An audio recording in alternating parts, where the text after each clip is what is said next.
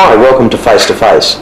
You're watching Bent TV. My name is David McCarthy, and tonight it is my great pleasure to be interviewing Lisa Daniel and Claire Jackson from Melbourne Queer Film Festival. Welcome, guys. Hey, David. How are you? Very good. Good.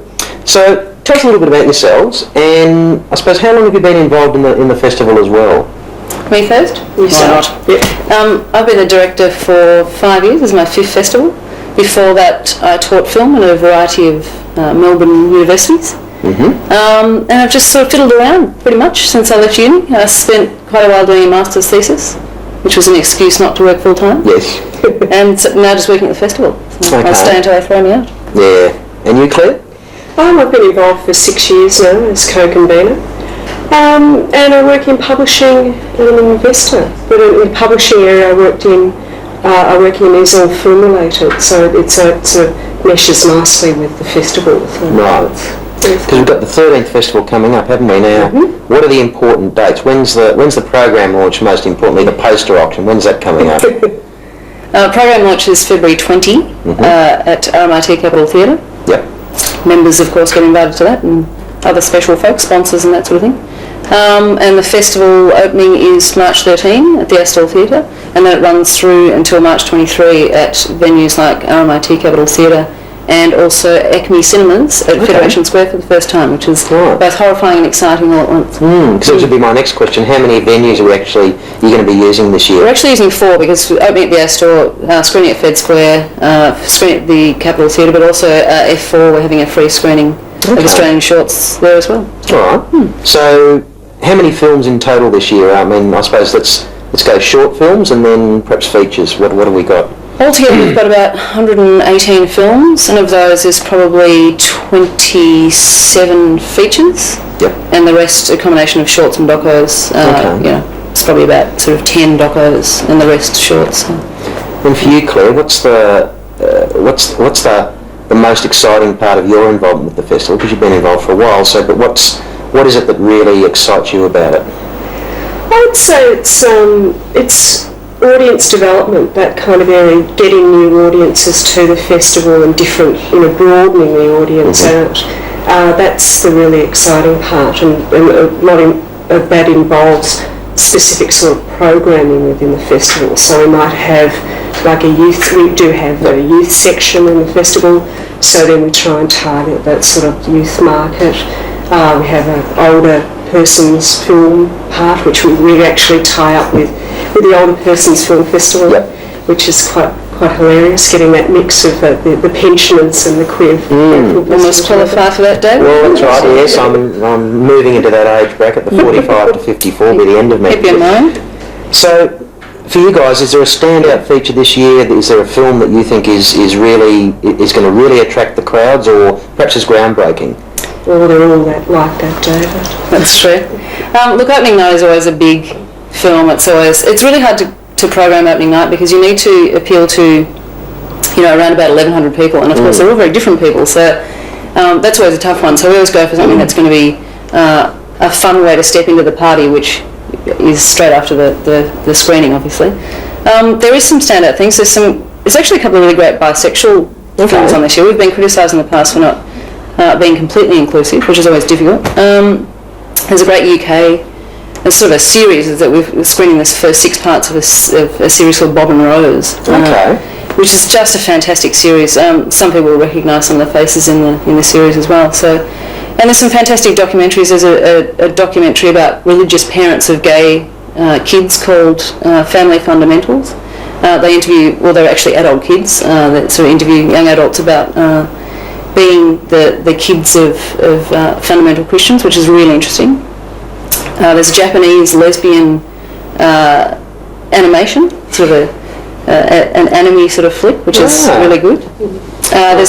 Yes, fantastic. There's a controversial film called 9 Dead Gay Guys, which is a UK film, which is kind of like a queer Lock, Stock and Two Smoking Barrels. Okay. And when it screened in Cannes, half the audience hated it and walked out, and the other half said it was one of the best things they'd ever seen. So I'm really interested in screening it in Melbourne to see what the reaction is. So. Because there was a previous Japanese film that I was... you were the only one that didn't like it. No, I know, look, I was the only... I mean, our producer Vic Perry, loved it, and I think he's trying to get a pirate copy, but...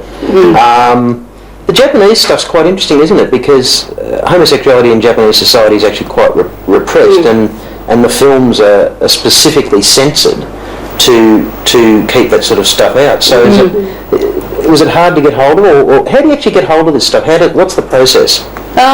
Beg, borrow and steal. Yep. No, it's quite a hard thing to do. You sort of got to develop a network of contacts that you can rely on to tell you what's going on in the queer film world.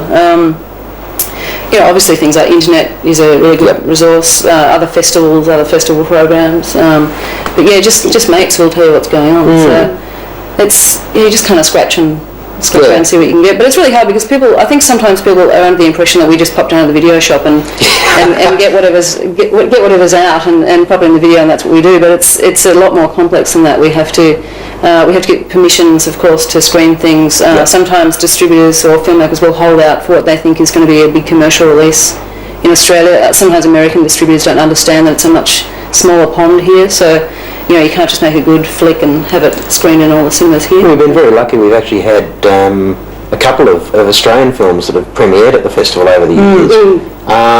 Is that getting easier, to organise? To get people to premiere their feature or their film? I like to think so. I think what the festival's tried to do in the past, say 4 or 5 years and beyond, is increase the festival's profile both nationally and internationally. And part of that is doing things like having festival awards, like Best Documentary Award or Best International Short, because filmmakers then want to submit their films. But it also makes other film festivals and distributors sit up and take notice that you're actually willing to put money where your mouth is. Well, 13 years, that would be close to being one of the oldest, wouldn't it? It is one of the oldest, actually. I think San Fran obviously is the oldest, so it's about 27 years old now, but even LA is only about 15. Sydney is 10 this year, which is pretty good innings.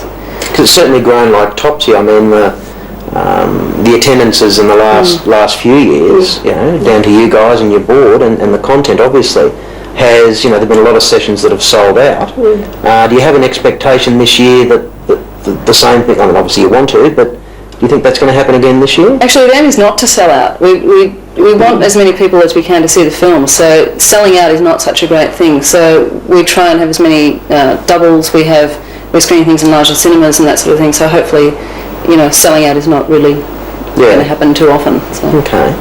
Now, lows and highs of the festival, not wanting to offend any artists, so perhaps we won't name them, but lows, what are some of the lows that you've had to deal with in terms of I suppose, programming or rejecting people's films? How does that work? Yes, that's always hard one. Yeah, it's sometimes difficult because you don't always reject a film just because it's plain bad. You might reject a film because it just doesn't fit in with your programming this year. Like we tried to get a sports session going because we had the Gay Games in Sydney last year and that sort of thing, but we had one good sports doco and that was it, and it was 20 minutes. I mean, what do you do with that? You can't put it in the boys' shorts, you can't put it in the girls' shorts, so even though it's a good film, it's not in the festival this year because we just didn't have a spot for it. And I think also this year we've been really lucky in that we've rejected films this year that normally in the past we would have taken like that, because we've just had I think a record number of submissions. We've looked at about 380 films. Only screening a third of that. So how do you watch 380 films? You have a committee as such? It's not just up to the board and myself. It's up to a selection panel of about 10. And every Monday night for about 6 months, I watch film after film after film. some nights we get a whole night of great stuff, and other nights we get 2 or 3 weeks in a row of really not very good stuff. Of crud. Yeah, some pretty ordinary stuff. So liberal use of the fast forward button. that's right. Yes. So look, it's a democratic process, and we have lots of arguments and discussions and throwing of pizza slices across rooms and that sort of thing. So. Okay, well, a high point. What's been a high point, in terms of programming for you, in terms of content? I think for me it would have been having a full house at the Capitol with Amy and Jaguar and seeing 650 lesbians all cruise through the foyer. That was just, and standing up on the stage and looking out across all these women. It was fantastic. That was last year. That was a huge highlight, I think, for me. Well, a highlight for me was paragraph 175. I thought that was very poignant film, very great content, great message. And it dovetailed in nicely, of course, with at the time we were going through same-sex law reform, and we're able to use that as an example to politicians to say, well, this is what happens when the state discriminates. This is it's a long bow, but this is what happens. It's got to start somewhere. That discrimination starts somewhere. I mean, one of the great things, I suppose, about the festival is there hasn't been that, in a lot of ways, we've all been around community organisations and we know that there's politics associated with that. But the festival's been really able to stick on message and stay away from that controversy. The educative role that the festival plays, how much does that factor into your planning? Quite heavily, actually. We usually try and find a theme early on and see if we can, create a package around certain issues that we think are relevant at the time. This year we've got a fantastic HIV-related documentary called The Gift, which is about bug chasers and gift givers, which is an incredibly controversial subject in the gay male world at the moment. We've got a fantastic doco session on gay male body image, and a couple of docos in that with with a panel discussion, which will be really interesting. So, we try very hard to sort of listen to what's going on in the community and try and find films that will reflect what's going on. Yeah, I mean, I suppose we're such a broad church, that a lot of those issues don't get an airing. It's only either on Bent TV or at the festival, and in our other media, of course, that it gets an airing. Yeah. Do you get any nasty letters from people? Hardly ever, actually. That's surprisingly we don't. We get suggestions, which is always welcome, but not very often do we get nasty letters. I can't even think of a nasty letter we've had in the past year or two. So. Right. Yeah, okay. But it is a hard festival to program because we're such a diverse community, as you say. I mean, not every lesbian likes Melissa Etheridge and not every proof likes Kylie. So you need to really program as widely and diversely as you can to reflect that. All right. We're going to a break now. We'll be back after the break, and you're watching Face to Face on Bent TV. Hi, welcome back to Face to Face. I'm David McCarthy. You're watching Bent TV, and we're speaking with Lisa Daniel and Claire Jackson from Queer Film.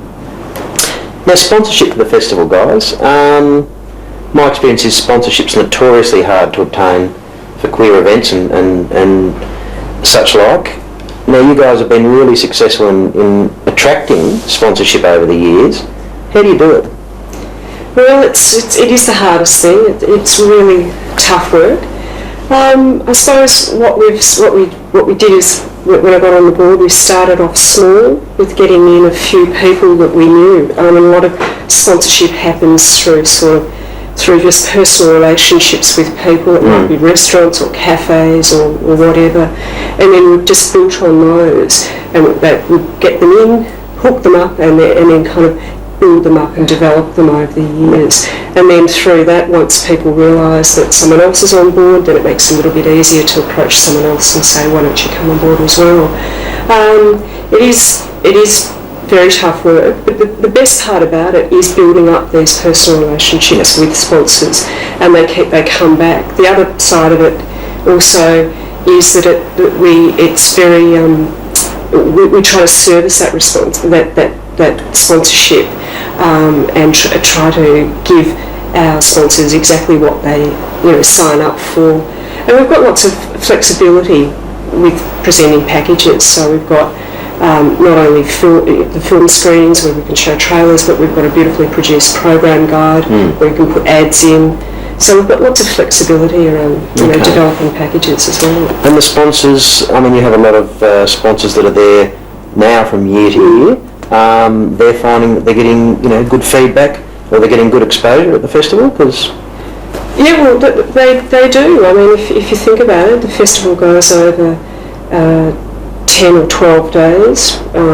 We have a festival trailer that also screens on world movies, so there's that other side of it.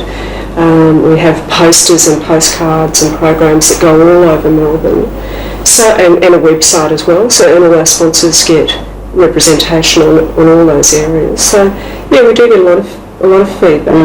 And I mean, the good thing about the festival is we take big sponsors like the classic cinema and people like that, right down to very small sponsors who might take out just a very small ad. Yeah. And we treat them all with the same kind of respect and with great gratitude. The festival wouldn't exist without those sponsors. No, it wouldn't. There's not a lot of avenues left anymore, really, to just take out a small quarter-page ad in a festival program. Usually you have to take out a page or something larger than certainly a couple $100. So the trick is, I suppose as Claire was saying, is to make them your mates and then they're too guilty to... Yeah, that's right, they can't escape. They can't escape after that. They can't escape. Yeah. How many people attended the festival last year? What was the... 10,000? Yeah, so 10,000. Okay. So I suppose it's always worked with magazines and with radio and with television that there's like a hand-on rate there of about 2.5. So that, because they tell friends and friends tell friends. So you're probably looking at an audience of 25,000, in reality, because that same 10,000 is also not attending every event. Planning a little bit more this year, get it? Yeah, I hope so. Well, certainly with the increase in the venue capacity. I mean, with RMIT screen, you can seat about 650 in there, but there's 2 cinemas at Acme, so we can screen sessions at the same time, which we'll certainly do. So yeah, we've increased the possibility of raising that 10,000 to hopefully a few more thousand than that. It'd be great. I mean, the Australian Centre for the Moving Image, which is Acme, I always think it's great. I think of those cartoons, everything was always Acme. That could actually be a bit of a draw card, I think, because a lot of people won't have actually been to Federation Square. That's true. Of course, they will have, when they see this, they will have been to the Lobbies Wizard of Oz, which is the week before this airs.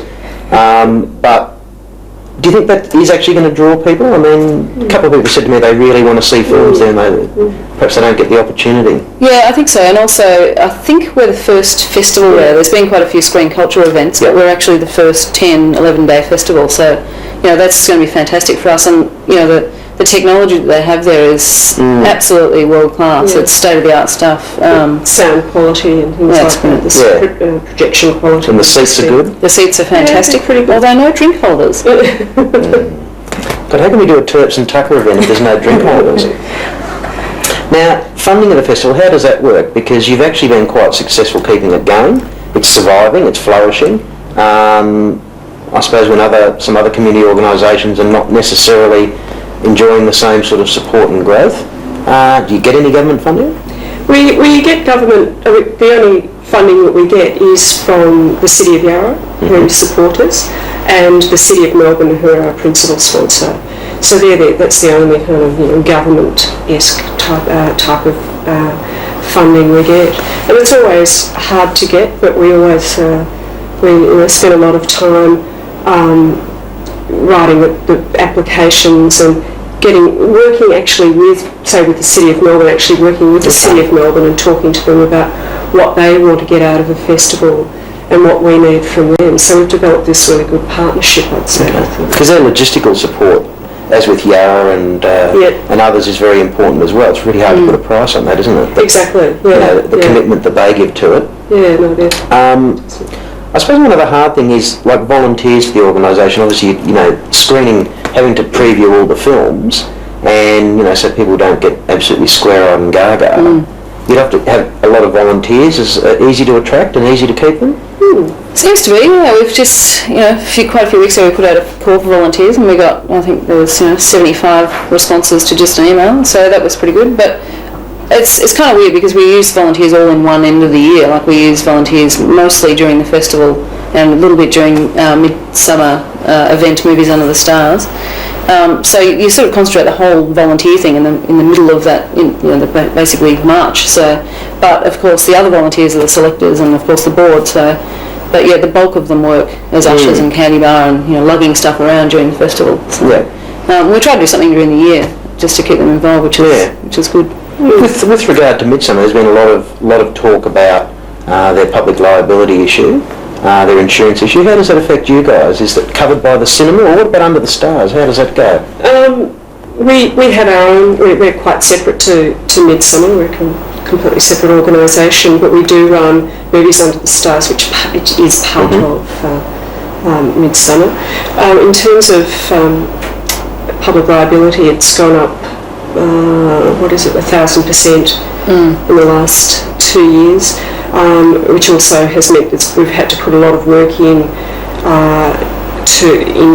terms of safety plans and things like that as well, to present to councils and the insurance companies to say, we are on top of it. This is what happens, when the screen falls down, we all evacuate. That's right. We run screaming. But we're actually pretty lucky with the public liability insurance. I know other organisations have been hit with enormous increases, but we're sort of soldiering on with it and sort of paying what we have to, and just it's something you have to deal with and you can't get out of it. So there's no real point in sort of. It's a difficult thing too, because there's very few people that actually offer the coverage now. Yeah, it's actually that's been the hardest part, was actually getting someone to do it. Yeah. So, Very true. Now you moved from Paran to Claremont Street last year, to the Pink Palace. Of course, there's a lot of community groups there. There's PLWHA, there's VAC, it's -18, there's PFLAG, there's the Also Foundation. How do you find that as a working environment? It's good, bad? I think it's great. I think it's really invaluable to have such a wealth of community brains all in one double-storey building. It's fantastic. I mean, it's a relaxed place to work. Everybody's fun, and besides that, you can go and ask any number of people for opinions about either program things or panels for films, or how do you run your board, or anything. It's really having access to the resources of the centre as well make it easier too. Very much so. Yeah. I mean, I've always thought that for me the Queer Film Festival is one of the most important parts of our community, and I actually like the part that the fact that it's separate to Midsummer. It sort of, I suppose, dovetails on Midsummer. Any plans, to move it closer into the festival, or have there been approaches from Midsummer to do that? We have no plans to move it into Midsummer. We have to plan our year around what is happening around the rest of the world with festivals in terms of getting films into the country. So we have to look out for places like Turin and London, Gay and Lesbian Film Festival and things like that. So March, at that time of March for us, is perfect in terms of films doing the big set. I suppose you actually slot them in, you actually end up being slotted in as part of queer film festivals around the world. Yeah, it's very true. Filmmakers actually get to know the dates. So there's a really solid diary of queer film festivals, and Sydney's probably one of the first ones, and then we're about 4 weeks after Sydney, so we get to use a lot of the films that screen up there. We have different programs obviously, but we use some of their prints, and then it goes to Brisbane, which I also curate in Brisbane, and then films generally go either to Turin as closer, or Hong Kong or London, and it would actually be quite impossible to move it at this stage because it's so entrenched in that date, in that 2 weeks, that moving it into Midsummer would be really suicidal in terms of getting film prints for the... you might I think also too it could be splitting the audience if we were to move into Midsummer. And I think that's... I suppose a lot of the visual arts Midsummer is that program is enlarging quite a bit with theirs, so there probably could be a clash. I think there's plenty of room for lots of community events throughout the year, so I'd hate to see it move. Look, we're nearly out of time. Most importantly, how can people contact the festival? What's the phone number? The phone number is 9827 2022. And the web address? And of course the web address is all the W's. melbournequeerfilm.com.au. Okay. And email? info@melbournequeerfilm.com.au. Lovely. Well, thank you guys for being with us tonight. It's been a great pleasure to have you on the program. Thank you, Dave. Best of luck for the festival, and thank you for putting it on for us. You're watching Face to Face on Bent TV, and good evening.